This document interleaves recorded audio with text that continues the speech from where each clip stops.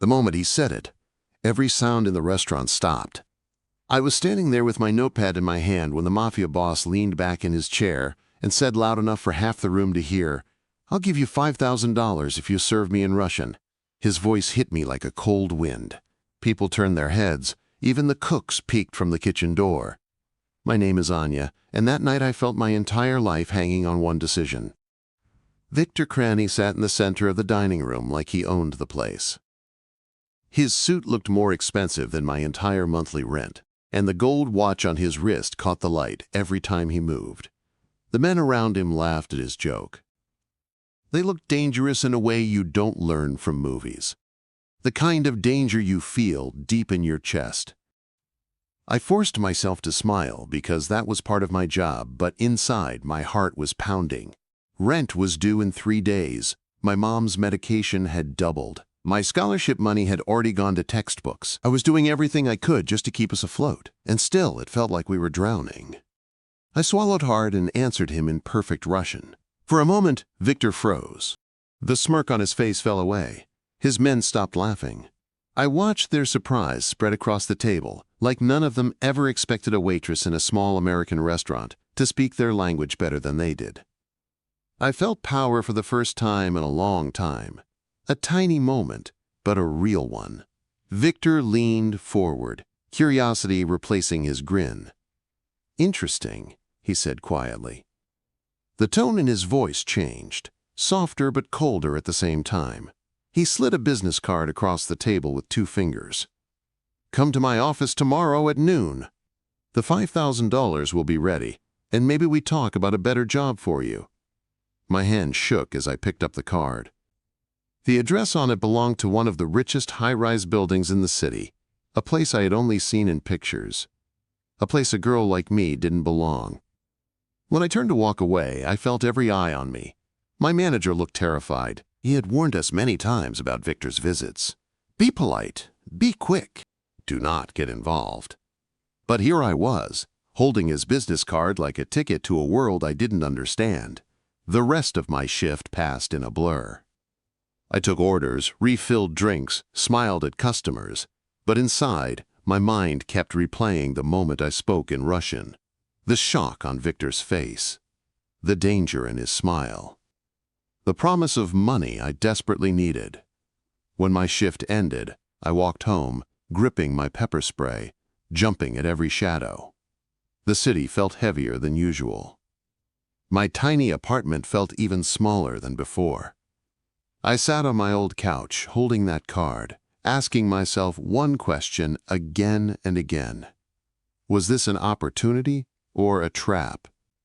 $5,000 could pay for my mom's treatment for months. It could give us breathing room.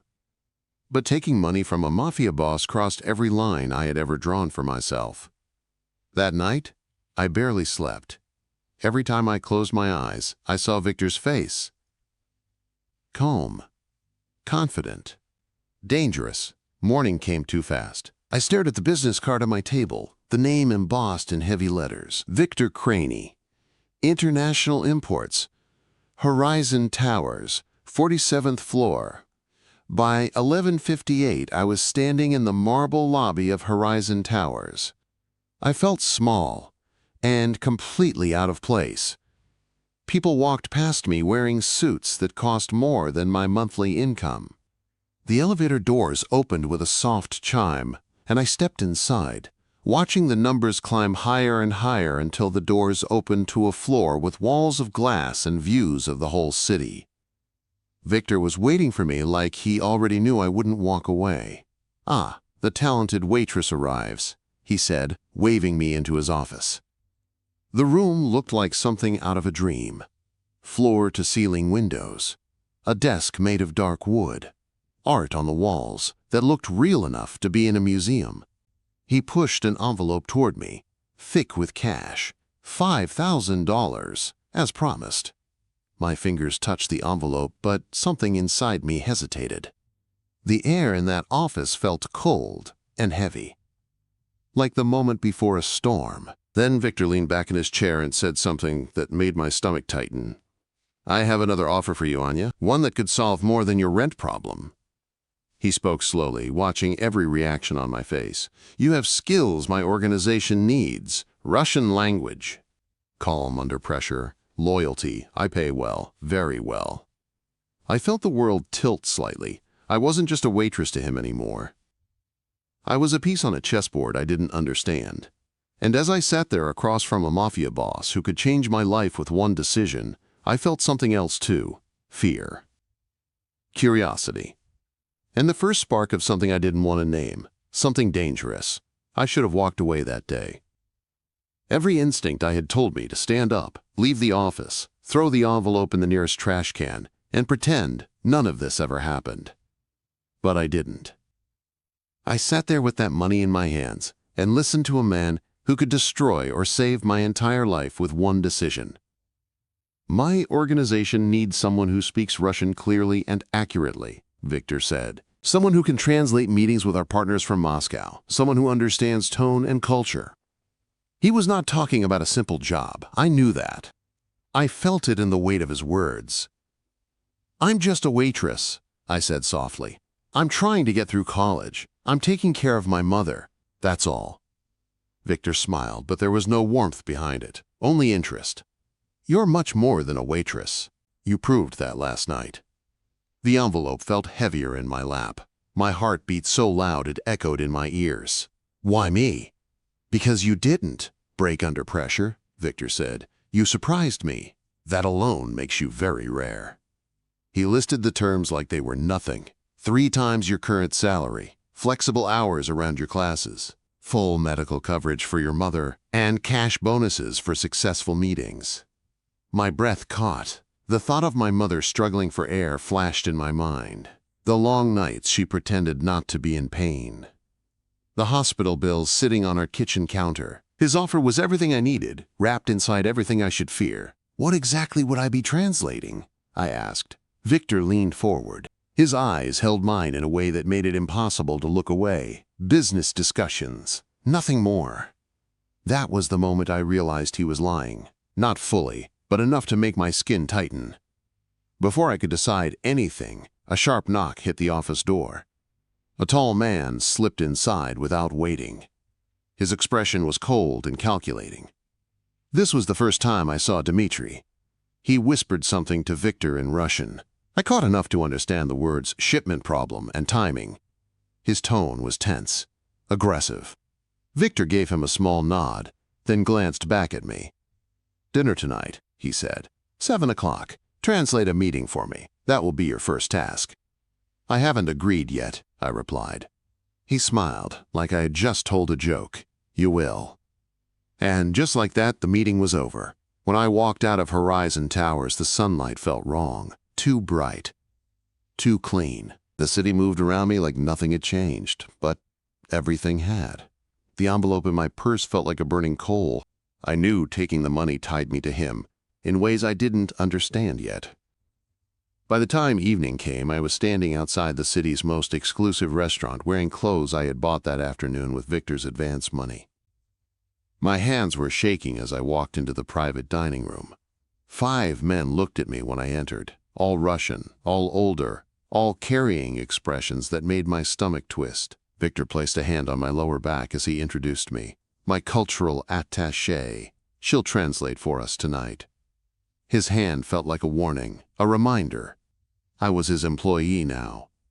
The oldest Russian man studied me with cold eyes. He spoke to me in Russian. His words were sharp, testing. "So young to be in this world. Tell me, girl, do you understand what happens to those who misinterpret important conversations?" I did not translate the threat, only the surface meaning. Victor noticed, but said nothing. The rest of the night passed in a tense blur of coded language and dangerous smiles.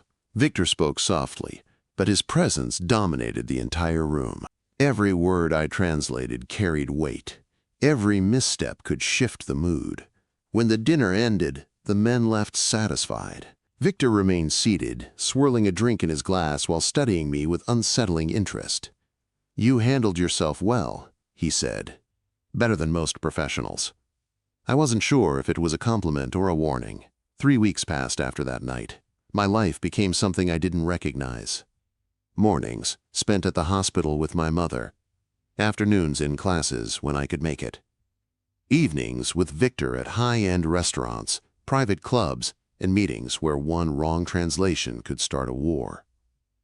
I lived two lives, one normal, one dangerous. "Your daughter seems much happier these days," the nurse said to my mother one morning. If only she knew the truth. Victor watched me closely during these weeks. Not in a romantic way at first, more like a person studying a puzzle they want to solve. He tested me. He challenged me.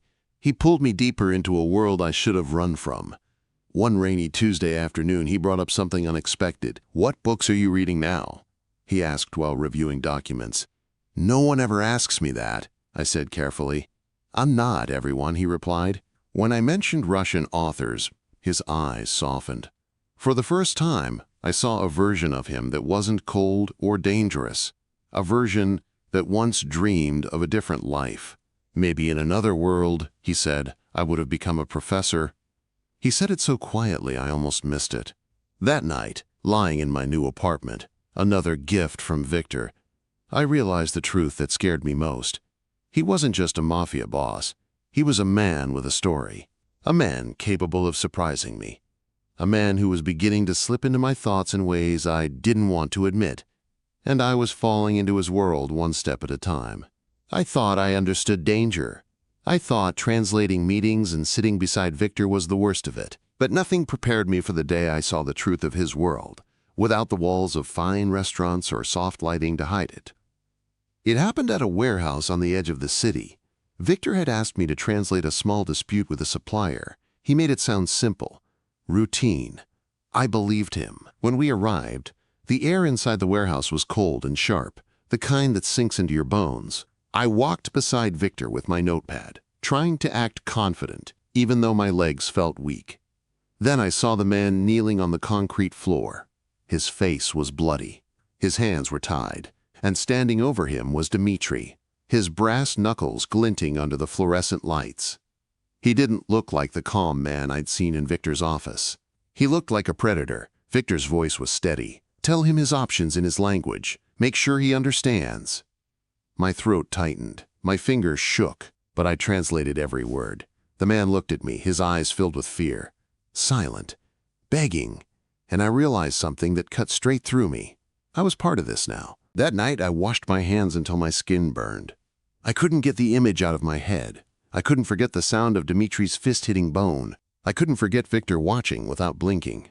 I lay awake until dawn, staring at the ceiling, asking myself when I had crossed the line between survival and complicity. The next morning, Victor showed up at my door without calling. He looked at me for a long time before speaking. The first time is always the hardest. No apology, no excuses, just an acknowledgement. But somehow, it mattered, because for the first time I saw a flicker of something human in him. Not guilt, but recognition of what it cost me. He didn't talk about business that day.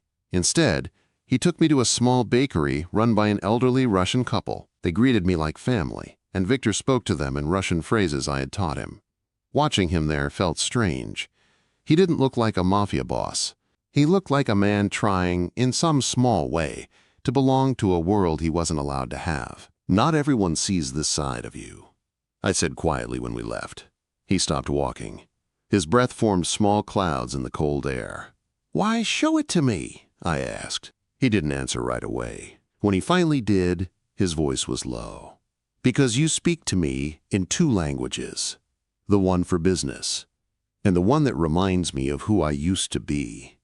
Those words stayed in my mind for days. But the moment I started to feel something for him, something warm, something dangerous, life reminded me who he truly was. My mother had a medical crisis. A sudden drop in blood pressure. I rushed her to the hospital, terrified she wouldn't make it through the night. While the nurses worked, I sat shaking in a plastic chair. Then Victor arrived. Not angry, not impatient, just quiet. He arranged for a specialist from Switzerland. He paid for a private room. He covered medications I didn't even know existed. "Don't argue with me," he said gently when I tried to thank him. "Your mother will live. That's all that matters." For the first time, I didn't see Victor Craney, the feared Mafia boss. I saw a man who would protect the people he cared about at any cost. But not everyone liked how close I'd gotten to him, Dmitri especially. He began watching me during meetings, studying me. His eyes were sharp with resentment. He didn't like the way Victor asked for my opinion. He didn't like how my translations shaped decisions. He didn't like how Victor trusted me in ways he no longer trusted him. "You know too much," he told Victor once, thinking I couldn't hear. "And you're letting your judgment slip because of her." Victor dismissed him, but I felt the tension growing like a storm. That storm broke the day a courier arrived at my door with documents from Victor. But something felt wrong. The delivery didn't match the usual system. The papers were too detailed, too dangerous. Shipping manifests with illegal numbers attached, codes I wasn't meant to see. When I asked the courier if Victor sent them, he hesitated before lying. My heart dropped. That evening, I waited in Victor's office to ask him directly. But before he arrived, I heard voices in the room next door. Dmitri. He wasn't whispering. He was planning. Once she translates those files, she'll be tied to every crime. When the feds get the documents, her fingerprints will be all over them. She'll go down first, not us. Ice filled my veins. I backed away, shaking, realizing the truth. Dmitri wasn't just jealous, he was framing me. And he was betraying Victor too. I photographed Victor's schedule while my hands trembled.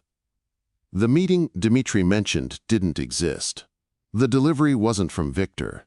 When Victor finally walked into his office, he saw the fear on my face before I said a word. "You need to hear something," I whispered. I told him everything. The documents, the courier, the conversation, Dmitri's plan to hand us both to the federal prosecutor. At first, he didn't believe me. Then he checked the files, the timestamps, the building logs. And his entire expression changed into something terrifying. "You could have gone to the police," he said. "Saved yourself." "Maybe," I answered softly, "but I believed you would have warned me too." Silence filled the room. For the first time since I met him, Victor Craney looked shaken. And in that moment, I realized something I never expected. I wasn't just in danger. I mattered to him. The days after Dmitri's betrayal felt like living inside a ticking clock. Every second carried weight. Every glance felt like a warning. Victor acted calm on the outside, but I could see the tension in the way he paced, the way his jaw tightened when he read his messages, the way he studied me as if checking I was still safe. "Act normal," he told me. "Translate the documents like you would have if nothing was wrong. We'll turn the trap back on him." Those words should have scared me more than they did. But something had changed between us. He trusted me now. And somehow, I trusted him too. For the next 3 days, I pretended to translate the deadly documents Dmitri had sent. Every meeting, every dinner, every moment in Victor's presence felt like walking a thin line between survival and disaster. I slept with the lights on. I double-checked the locks. Every sound outside my new apartment made my heart race. But I also made a choice that changed everything. I copied some of the documents in secret. My own insurance. Proof of the truth. Something that could save me if both men turned on me. I hated myself for doing it. But I couldn't ignore what I'd seen in that world. I needed a way out someday. Then everything fell apart. It was a rainy evening when Dmitri made his move. I was leaving the university library, exhausted from trying to pretend life was normal, when a black car pulled up beside me. The door opened, and Dmitri stepped out, holding a gun low at his side. "Get in," he said. I froze. His eyes held no warmth, no hesitation, just cold purpose. I got into the car. The ride was silent, but every heartbeat screamed inside my chest. He took me to an abandoned warehouse, the kind of place where no one sees or hears anything. The same kind of place where I had once watched him beat a man without blinking. When he pushed me inside, I felt the truth settle deep in my stomach. He wasn't framing me anymore. He was eliminating me. "Where are the originals?" he asked, pressing the gun against my ribs. "Don't lie, you're smarter than Victor thinks. You kept copies." Before I could speak, the warehouse doors slammed open. The echo ripped through the empty space. Victor walked in with 2 armed men. His suit was dark, his expression darker. 15 years of loyalty, Victor said, stepping forward. And this is how you repay me? Dimitri's face twisted with anger. You let a girl cloud your judgment. You're weak now. I protected you from that weakness. You protected yourself, Victor replied. The moment Dimitri looked at him, I saw my only chance. I shoved my elbow hard into his stomach. His grip tightened, then slipped just enough for me to break away and dive behind a shipping container as gunfire exploded across the room. The sound was deafening. Metal sparked. The smell of gunpowder filled the air. I crawled on my hands and knees, heart pounding so hard I could hardly breathe. A bullet grazed my arm, burning through my skin. I bit back a scream and kept moving. I felt like a different person in that moment. Not a waitress, not a student, not even a translator, just someone trying to survive. I pushed open a side door and stumbled into the alley. Cold air hit my face, my vision blurred. I could barely lift my head. A black car screeched to a stop beside me. The driver's door flew open. Victor! He reached me in seconds, catching me before I collapsed. It's over, he said quietly, his voice shaking just enough for me to hear the fear beneath it. You're safe now. I didn't have the strength to argue. The next thing I remember was waking up in a soft bed, with bandages around my arm and ribs. A private doctor hovered nearby. Victor stood behind him, hands clasped behind his back, trying to look composed even though there was blood on the sleeve of his shirt. She needs rest, the doctor said. No stress, no work, no classes. But stress was impossible to avoid. For the next 2 weeks, Victor kept me hidden at a quiet lake house, a safe house, the kind of place criminals use when the world closes in. He made me food. He sat with me when nightmares woke me up. He watched the door like he expected danger at any second. But our world was changing faster than either of us could accept. His warehouses were raided, his men arrested. Someone was feeding information to the authorities faster than he could react. The life he built over 20 years was falling apart piece by piece. And then a new player stepped into our collapsing world, Irina, the elegant wife of one of Victor's closest associates. But she wasn't just a wife, she was something else. Something sharper, smarter, dangerous in a way even Victor hadn't expected. She removed her wig, her colored contacts, her polished mask. Former intelligence operative. Her husband had never known. She had connections, prosecutors, deals, options. Victor can walk away from this, Irina told us. Limited immunity in exchange for specific information. Not everything. Enough to satisfy the government while protecting your foundations. We spent days discussing the plan. Threats, leverage, information exchange. For the first time, Victor seemed unsure of his future. He paced. He snapped at people. He stared out the window with a look I'd never seen before. Fear. Not for himself, I realized, but for me. Then the worst happened.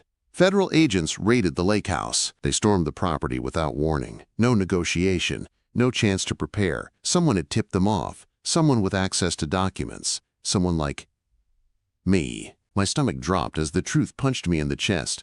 The copies I made. The ones I kept for protection. They had been traced.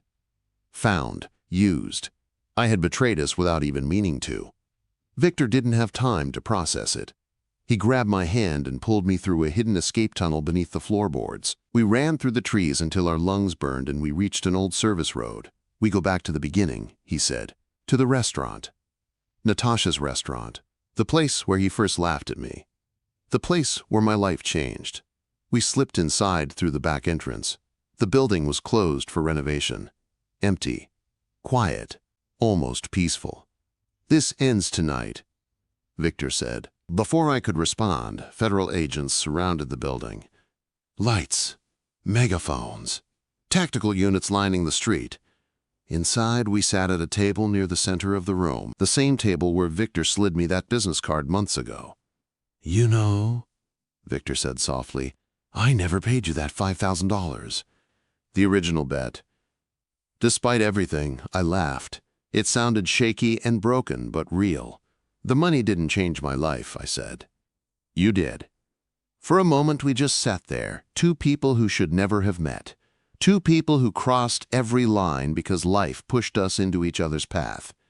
Then the doors burst open. Victor rose with his hands raised. The agents cuffed him, reciting his charges. He looked back at me one last time, and when he spoke in Russian. Tell them everything, the good and the bad. My redemption was never possible, but yours is. 6 months later, I stood in court. I swear to tell the truth, I said as I placed my hand on the Bible. Victor watched from the defendant's table, thinner now, but still carrying that strange mix of power and tragedy. My testimony didn't protect him, but it didn't destroy him either. It told the truth. The jury sentenced him to 15 years, not life. Enough time for him to find some form of redemption. Enough time for me to build a future that wasn't born out of fear. Natasha's restaurant reopened under new management. This time, I was part owner. I finished my literature degree. I started teaching translation at the university, using knowledge I learned in the most dangerous classroom imaginable. My mother recovered. My life rebuilt itself piece by piece. And twice a month I visited Victor in prison. Our conversations were quiet, honest, human. You could have disappeared, he said once. Started over. I did start over, I told him, but I didn't walk away from the people who shaped me. We didn't fall in love. What we had was stranger than that. Deeper. Born from danger and trust and impossible choices. Sometimes, late at night, I think back to the moment he said those first words. I'll give you $5,000 if you serve me in Russian. And I smile. Because that single sentence changed everything.